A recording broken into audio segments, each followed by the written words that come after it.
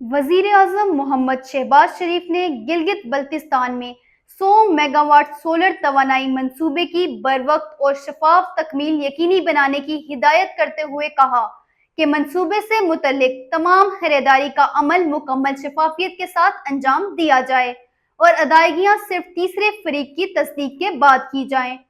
वजीर आजम की जेर सदारत गिलगित बल्तिस्तान के लिए 100 मेगावाट शमसी तवानाई मंसूबे से मुतल्लिक जायजा इजलास मुनक्किद हुआ, जिसमें मंसूबे पर होने वाली पेशरफ्त और आइंदा मराहिल का तफसीली जायजा लिया गया।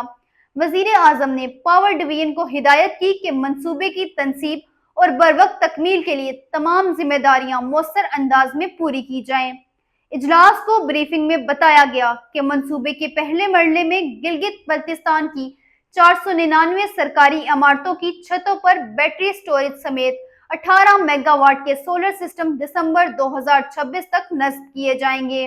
मजीद बताया गया कि 82 मेगावाट के यूटिलिटी स्केल सोलर मंसूबे का PC1 मंजूरी के लिए एक्निक को अरसाल कर दिया गया है।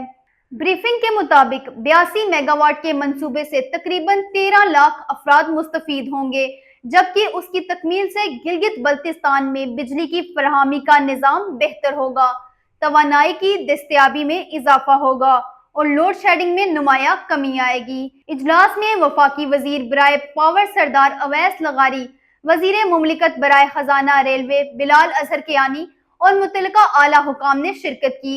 वजीर आजम शहबाज शरीफ ने कहा कि माहौल दोस्त, साफ, सस्ती और पायदार तवानाई का फरोग हुकूमत की तवानाई पॉलिसी की अहम तरजीह है।